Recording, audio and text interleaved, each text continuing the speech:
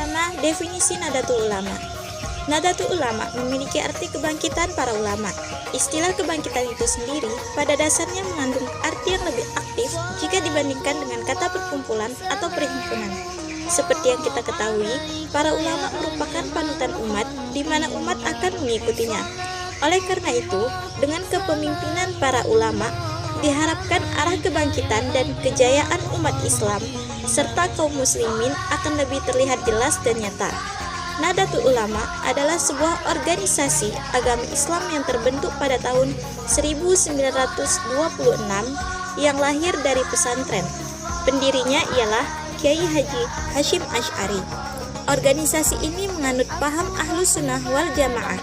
Menurut Nahdlatul Ulama, Ahlus Sunnah wal Jamaah adalah golongan yang dalam memahami, menghayati, dan mengamalkan ajaran Islam menggunakan pendekatan madhab. Nahdlatul Ulama berpendirian bahwa dengan mengikuti madhab yang jelas, metodenya, dan pendapat, maka warga Nahdlatul Ulama akan lebih terjamin berada dalam jalan yang lurus dan akan mendapat ajaran Islam yang murni. Kedua, sejarah Nahdlatul Ulama. Nahdlatul Ulama lahir pada tanggal 31 Januari 1926 sebagai representatif dari ulama tradisionalis dengan haluan ideologi Ahlus Sunnah wal Jamaah. Tokoh-tokoh yang ikut berperan diantaranya Kiai Haji Hasyim Asy'ari, Kiai Haji Wahab Hasbullah, dan para ulama yang ada pada masa itu.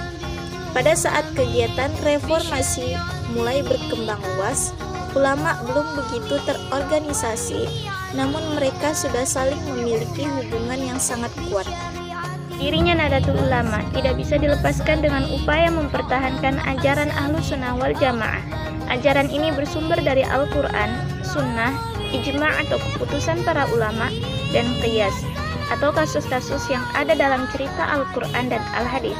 Seperti yang dikutip oleh Marijan dari Kiai Haji Mustafa Bisri, ada 3 substansi, yaitu pertama, dalam bidang hukum Islam yang dalam praktiknya para Kiai Nahdlatul Ulama menganut kuat mazhab Syafi'i.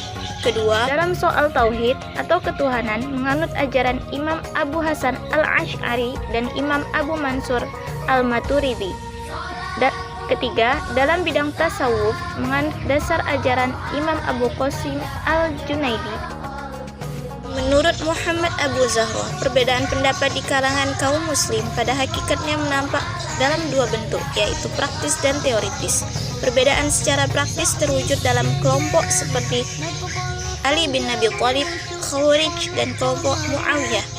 Bentuk kedua dari perbedaan pendapat dalam Islam bersifat ilmiah teoritis seperti yang terjadi dalam masalah akidah dan furu' atau fikih. Ahlus Sunnah wal Jamaah sebagai salah satu aliran dalam Islam, meskipun pada awal kelahirannya sangat kental dengan nuansa politiknya, namun dalam perkembangannya, diskursus yang dikembangkannya juga masuk pada bagian wilayah seperti akidah, fikih, tasawuf, dan politik. Dengan haluan ideologi Ahlus Sunnah wal Jamaah, lahir dengan aliran yang mendasar antara lain. Pertama, kekuatan penjajah Belanda untuk meruntuhkan potensi Islam telah melahirkan rasa tanggung jawab para alim ulama untuk menjaga kemurnian dan keluhuran ajaran Islam. Kedua, rasa tanggung jawab alim ulama sebagai pemimpin umat untuk memperjuangkan kemerdekaan dan membebaskan dari belenggu penjajah. Dan yang ketiga, rasa tanggung jawab alim ulama menjaga ketentraman dan kedamaian bangsa Indonesia. Pada awal abad 20 dalam kurun waktu 10 tahun, Kiai Abdul Wahab Hasbullah mengorganisir Islam tradisional dengan dukungan para kiai dan ulama, dan beliau juga aktif di Syarikat Islam, sebuah perkumpulan para saudagar muslim yang didirikan di Surakarta pada tahun 1912, dan pada tahun 1916 Kiai Haji Wahab mendirikan sebuah madrasah yang bernama Nahdlatul Watam yang berpusat di Surabaya, yang pengasuhnya ialah Kiai Wahab Hasbullah dan Kiai Haji Mas Mansur.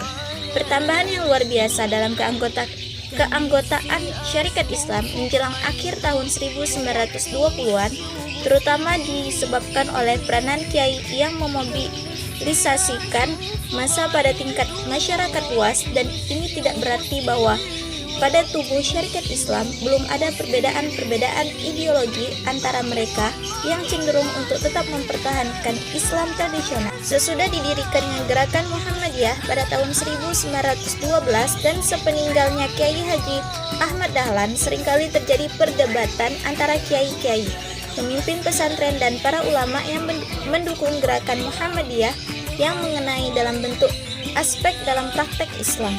Wadah perdebatan yang paling utama ialah organisasi Taswirul Afkar di Surabaya yang dipimpin langsung oleh Kiai Haji Wahab Hasbullah, Kiai Haji Mas Mansur, dan tokoh lainnya seperti Kiai Haji Hashim Asy'ari, Kiai Haji Bisri Syamsuri, Kiai Haji Ridwan, Kiai Haji Nawawi, dan Kiai Haji Abdul Aziz.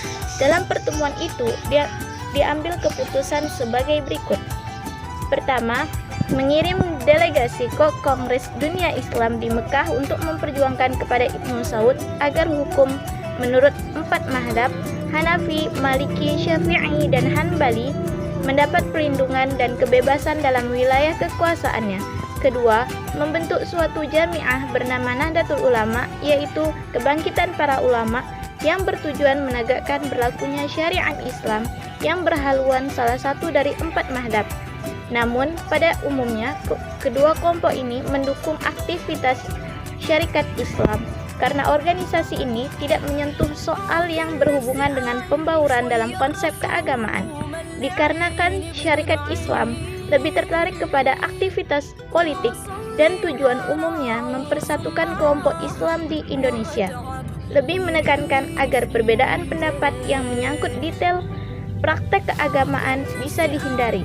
Dalam bulan Februari tahun 1923, Persatuan Islam yang terkenal dengan singkatan Persis didirikan di Bandung, dan para anggotanya mulai mengumandangkan pandangan yang tidak kompromistis yang ditunjukkan kepada pikiran keagamaan Islam tradisional, dan pada saat itu pula Persatuan Islam dapat merebut simpati sejumlah besar kaum intelektual Islam.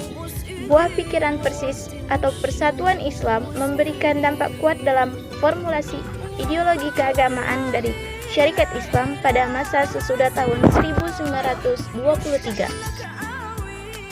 Sewaktu Kongres Islam yang keempat diselenggarakan di Bandung pada bulan Februari tahun 1926, dan kongres tersebut hampir sepenuhnya dikuasai oleh pemimpin organisasi Islam modern yang mengabaikan usul-usul dari pemimpin Islam tradisional yang menghendaki terpeliharanya praktek-praktek keagamaan tradisional, antara lain mazhab 4 memelihara pemeliharaan kuburan Nabi dan keempat sahabatnya di Madinah.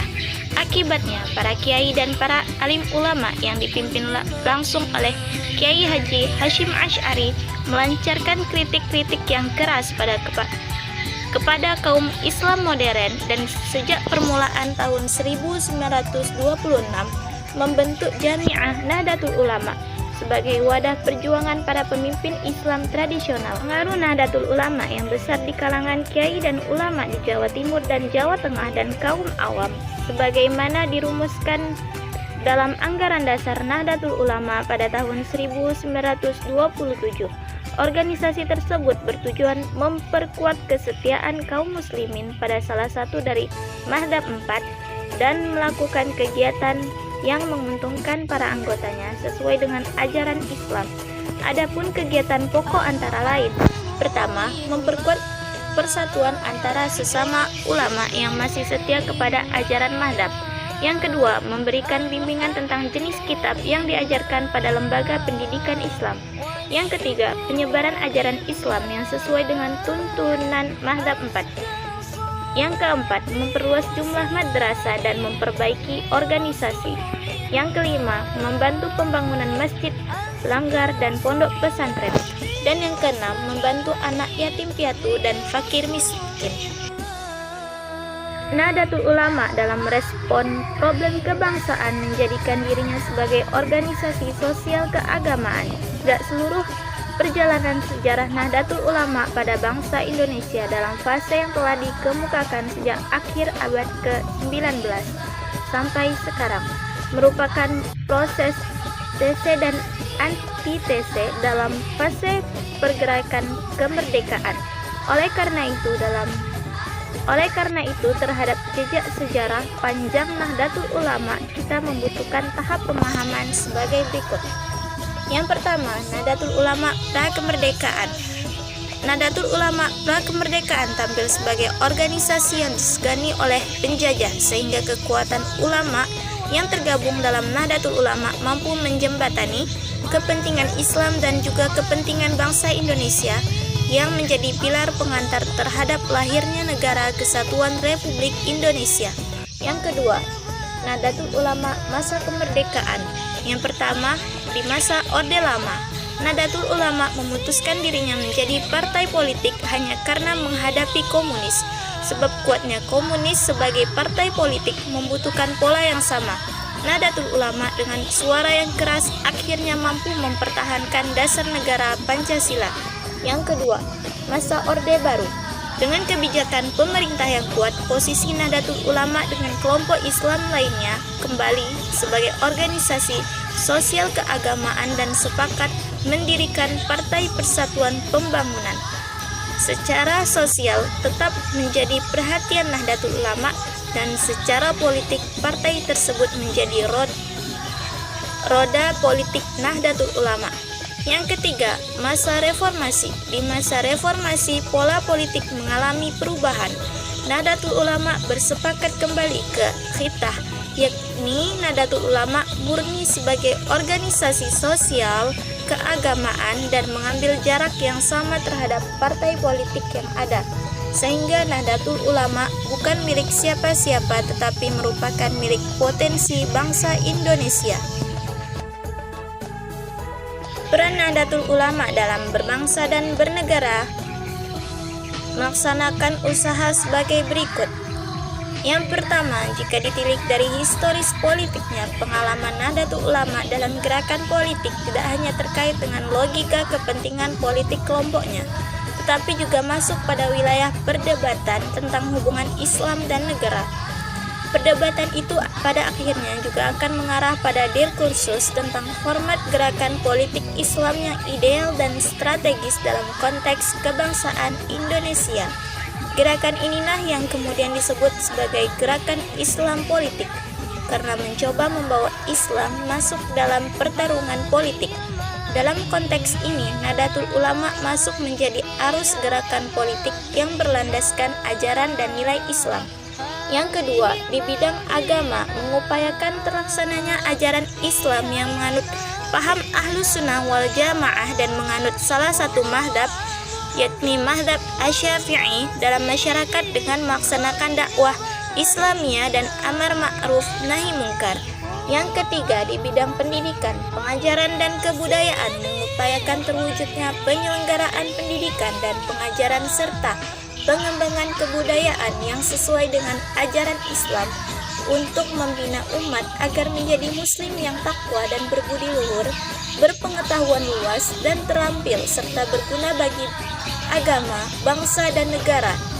Dan yang keempat, di bidang sosial, mengupayakan terwujudnya pembangunan ekonomi untuk pemerataan kesempatan berusaha dan menikmati hasil pembangunan dengan mengutamakan tumbuh dan berkembangnya ekonomi kerakyatan.